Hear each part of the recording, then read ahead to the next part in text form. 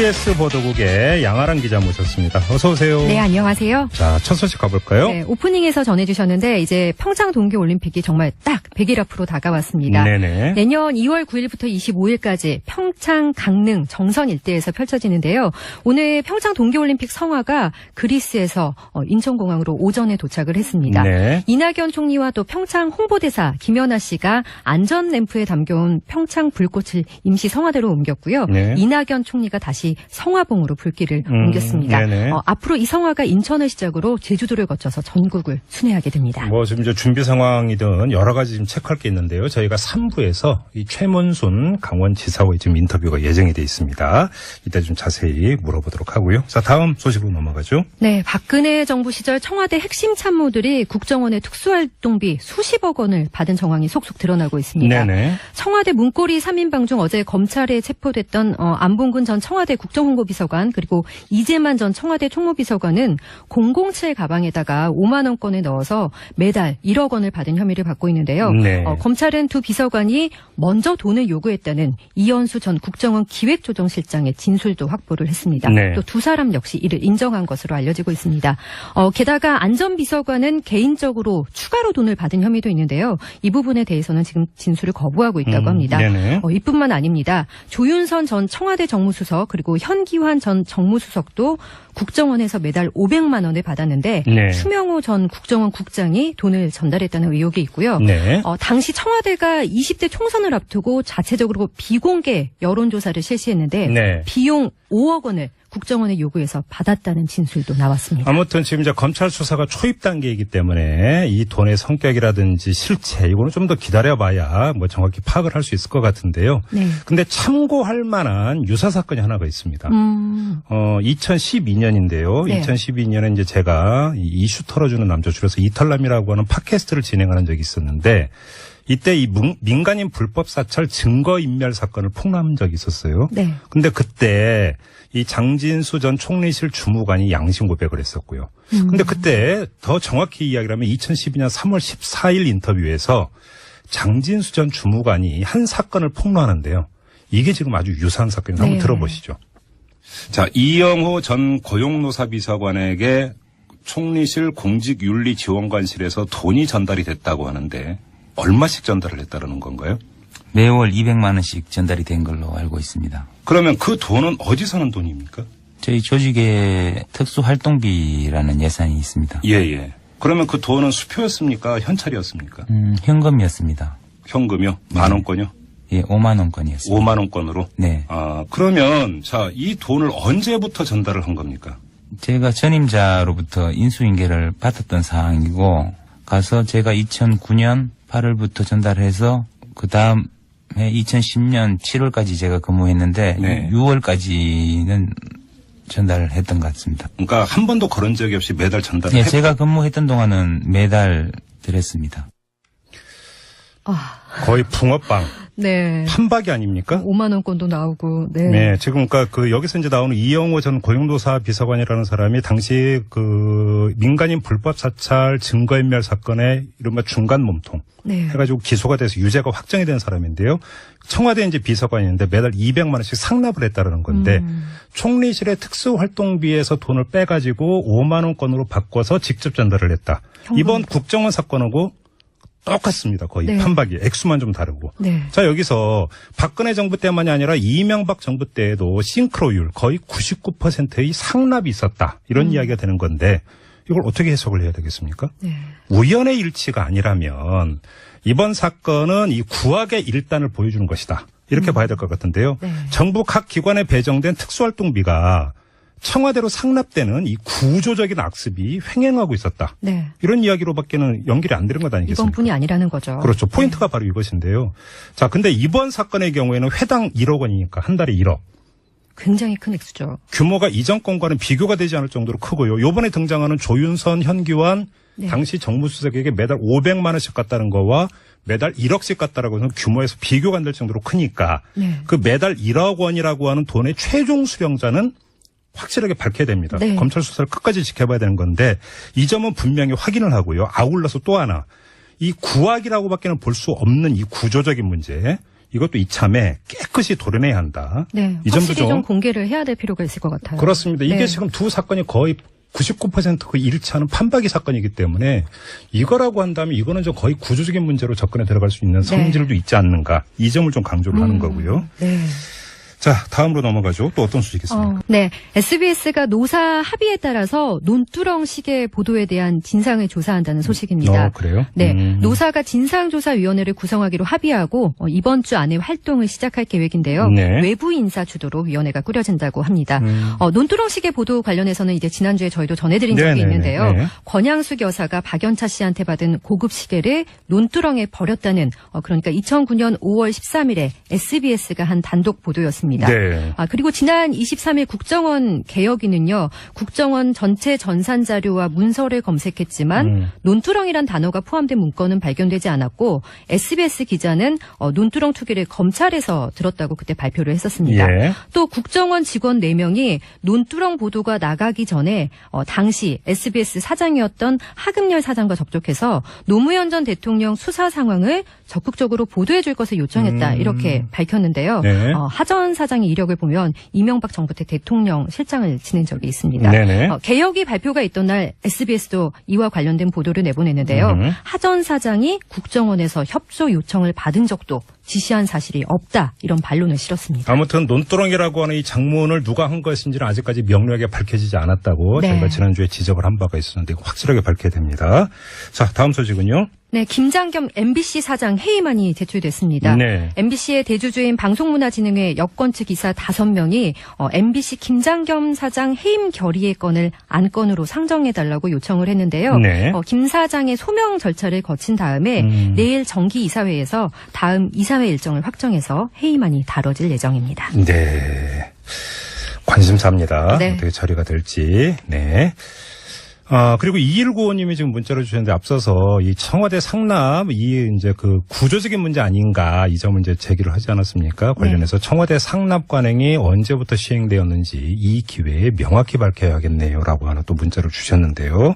그렇습니다. 밝힐 거 확실하게 밝히고 도려낼 건 확실하게 도려내야 됩니다.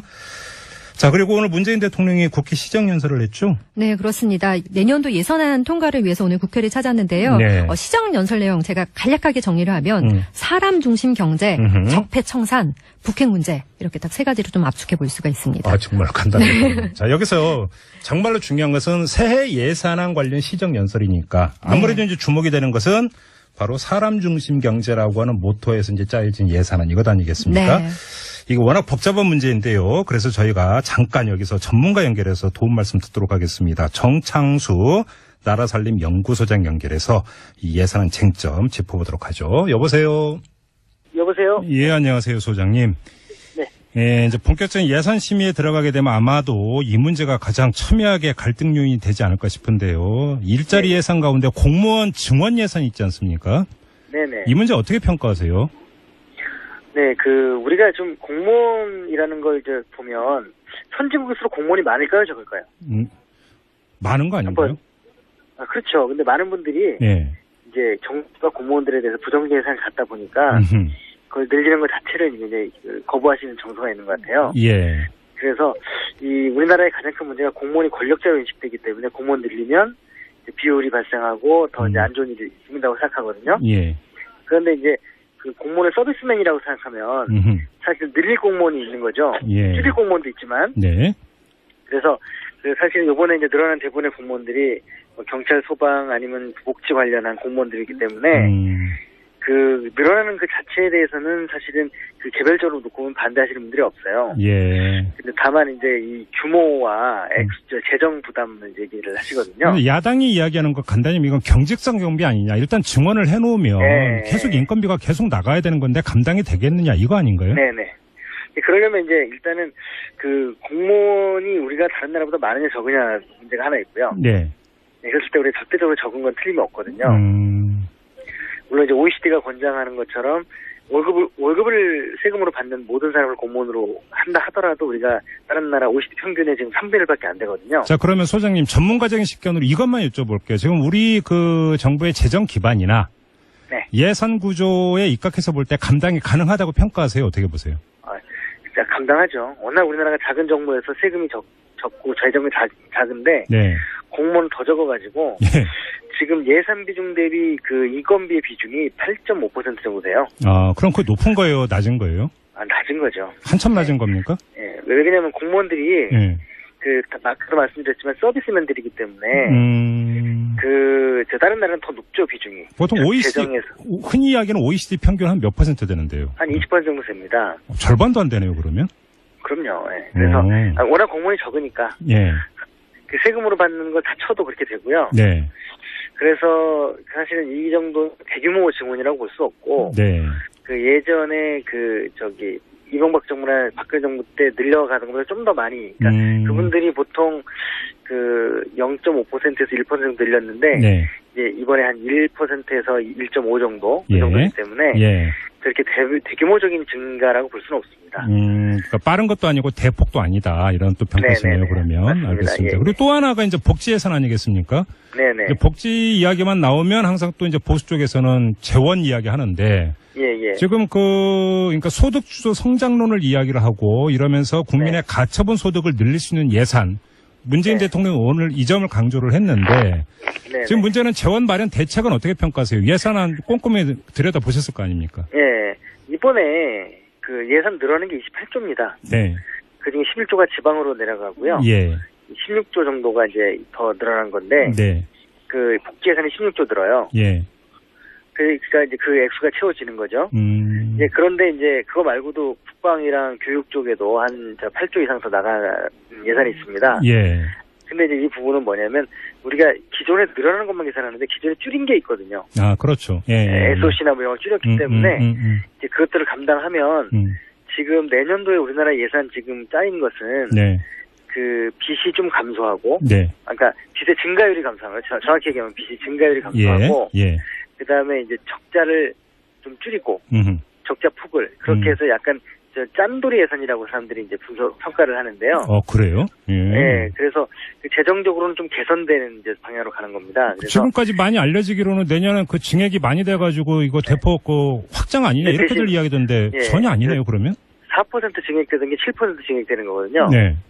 근데 이제 문제는 아까 말씀드린 것처럼 지출구 조정을 했기 때문에 실제로는 7% 증가 그 이상을 이제 더 새롭게 편성을 한 거죠. 예. 근데 문제는 뭐냐면 7.1%가 증가하는데 수입이 7.6%가 증가합니다. 그러면 수입이. 지출 증가율보다 수입 증가율이 더 높은 거네요? 그렇죠. 그래서 아까 말씀드린 대로 재정 건전성을 좀 신경을 써서 짠돌 예산이라고 하는 거고요. 예. 그래서 오히려 이제 많은 분들은 왜 공약한 거를 화끈하게 안 해가지고 안 하느냐 이렇게 오히려 불만을 표출을 하는 거고요. 많은 국민들은 그냥 액수만 놓고 보면 10억만 넘으면 엄청 많아 보여서 네네네. 그러는 건데 전체를 바라보는 시각으로 이걸 알겠습니다. 봐야 됩니다. 예. 네, 좀 소장님은 오히려 평가가 지금까지 시중에 알려진 거와는 정반대로 짠돌이 예산이다 이런 평가셨습니다. 네. 알겠습니다. 그러면 그 얘기는 이제 감당할 수 있다라는 평가로 이어지는 것 같고요. 네, 맞습니다. 네, 자 말씀 여기까지 드릴게요. 고맙습니다, 소장님. 네. 지금까지 알려진 거는 뭐 슈퍼 예산 아니냐 네. 이런 이야기가 많았는데 정창수 소장 오히려 거꾸로 짠돌이 예산 아니냐. 짠돌이 예산. 더 써도 되는데 안 썼다. 네. 이렇게 평가를 하는데 이건 또 다른 분에게 또 바로 이어서 물어보도록 하겠습니다. 자, TBS 보도국의 양아람 기자와는 여기서 인사 나누고요. 수고하셨고. 비공개 여론조사를 실시했는데 네. 비용 5억 원을 국정원에 요구해서 받았다는 진술도 나왔습니다. 아무튼 지금 이제 검찰 수사가 초입 단계이기 때문에 이 돈의 성격이라든지 실체 이거는 좀 더 기다려봐야 뭐 정확히 파악을 할 수 있을 것 같은데요. 네. 근데 참고할 만한 유사 사건이 하나가 있습니다. 2012년인데요. 네. 2012년에 이제 제가 이슈 털어주는 남자 줄여서 이탈남이라고 하는 팟캐스트를 진행하는 적이 있었는데 이때 이 민간인 불법 사찰 증거인멸 사건을 폭로한 적이 있었어요. 네. 근데 그때 이 장진수 전 총리실 주무관이 양심 고백을 했었고요. 근데 그때 더 정확히 이야기를 하면 2012년 3월 14일 인터뷰에서 장진수 전 주무관이 한 사건을 폭로하는데요. 이게 지금 아주 유사한 사건이에요. 한번 들어보시죠. 자, 이영호 전 고용노사 비서관 TBS 보도국의 양아랑 기자 모셨습니다. 어서 오세요. 네, 안녕하세요. 자, 첫 소식 가볼까요? 네, 오프닝에서 전해주셨는데 이제 평창 동계올림픽이 정말 딱 100일 앞으로 다가왔습니다. 네네. 내년 2월 9일부터 25일까지 평창, 강릉, 정선 일대에서 펼쳐지는데요.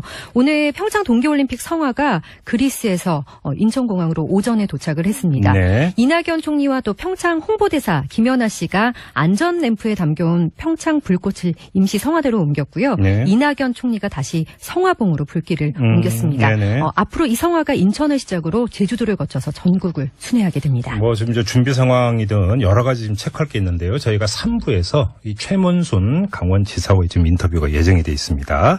이따 좀 자세히 물어보도록 하고요. 자, 다음 소식으로 넘어가죠. 네, 박근혜 정부 시절 청와대 핵심 참모들이 에게 총리실 공직윤리지원관실에서 돈이 전달이 됐다고 하는데 얼마씩 전달을 했다는 건가요? 매월 200만 원씩 전달이 된 걸로 알고 있습니다. 그러면 그 돈은 어디서 는 돈입니까? 저희 조직의 특수활동비라는 예산이 있습니다. 예예. 그러면 그 돈은 수표였습니까? 현찰이었습니까? 현금이었습니다. 현금이요? 만 원권이요? 예, 5만 원권이었습니다. 5만 원권으로? 네. 아, 그러면 자, 이 돈을 언제부터 전달을 한 겁니까? 제가 전임자로부터 인수인계를 받았던 사항이고 가서 제가 2009년 8월부터 전달해서 그 다음에 2010년 7월까지 제가 근무했는데 네. 6월까지는 전달을 했던 것 같습니다. 그러니까 한 번도 그런 적이 없이 매달 전달을 예, 했고 제가 근무했던 동안은 매달 드렸습니다. 국정원의 특수활동비 수십억 원을 받은 정황이 속속 드러나고 있습니다. 네네. 청와대 문고리 3인방 중 어제 검찰에 체포됐던 안봉근 전 청와대 국정홍보비서관 그리고 이재만 전 청와대 총무비서관은 007 가방에다가 5만 원권을 넣어서 매달 1억 원을 받은 혐의를 받고 있는데요. 네. 검찰은 두 비서관이 먼저 돈을 요구했다는 이현수 전 국정원 기획조정실장의 진술도 확보를 했습니다. 네. 또 두 사람 역시 이를 인정한 것으로 알려지고 있습니다. 게다가 안전비서관은 개인적으로 추가로 돈을 받은 혐의도 있는데요. 이 부분에 대해서는 지금 진술을 거부하고 있다고 합니다. 네네. 이뿐만 아닙니다. 조윤선 전 청와대 정무수석 그리고 현기환 전 정무수석도 국정원에서 매달 500만 원을 받았는데 네. 추명호 전 국정원 국장이 돈을 전달했다는 의혹이 있고요. 네. 당시 청와대가 20대 총선을 앞두고 자체적으로 거의 붕어빵. 네. 판박이 아닙니까? 5만 원권도 나오고. 네. 네, 지금 그러니까 여기서 이제 나오는 이영호 전 고용노사 비서관이라는 사람이 당시 민간인 불법 사찰 증거인멸 사건의 이른바 중간 몸통 네. 해가지고 기소가 돼서 유죄가 확정이 된 사람인데요. 청와대 이제 비서관인데 매달 200만 원씩 상납을 했다라는 건데 총리실의 특수활동비에서 돈을 빼가지고 5만 원권으로 바꿔서 직접 전달을 했다. 이번 국정원 사건하고 똑같습니다. 거의 네. 판박이. 액수만 좀 다르고. 네. 자, 여기서 박근혜 정부 때만이 아니라 이명박 정부 때에도 싱크로율 거의 99%의 상납이 있었다. 이런 이야기가 되는 건데 이걸 어떻게 해석을 해야 되겠습니까? 네.